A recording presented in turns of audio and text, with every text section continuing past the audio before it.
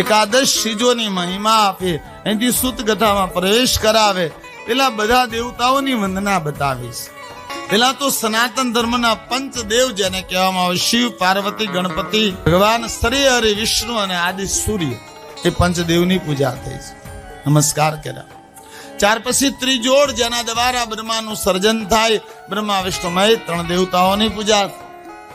ત્યારબાદ શિવ પરિવારની પૂજા, જેમાં શિવ, ભવાની, ગણપતિ, કાર્તિક, શુભ લાભ, રિદ્ધિ, સિદ્ધિ, આ બધાની પૂજા શિવ પરિવાર.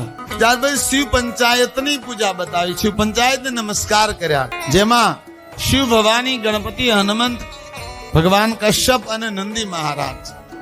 શિવ પંચાયત નો અર્થ થાય આ બ્રહ્માંડને ચલાવનારી જે પંચ મહાબોડી છે, એની નાની બોડી તમારા ગામમાં શિવ પંચાયત.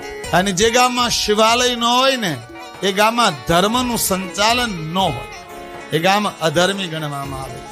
શું કામ? કે શિવાલય, એમાં શિવ પંચાયત જે છે એ તમારા ગામનું રક્ષણ કરે છે 5 ગુણો, જેની માટે મારી વ્યાસપીઠે આખી કથા કરીશ. શિવ પંચ દર્શન, શિવ પંચાયત દર્શન. જી હા, તો શિવ પંચાયતના શરણમાં વંદન કરી, ત્યારબાદ સરાસર જગતમાં વચનારા તમામ દેવતાઓની વંદના કરી. સૂર્ય, ચંદ્ર, પૃથ્વી, વાયુ, જળ, આકાશ, આ બધા દેવતાઓની વંદના કરી.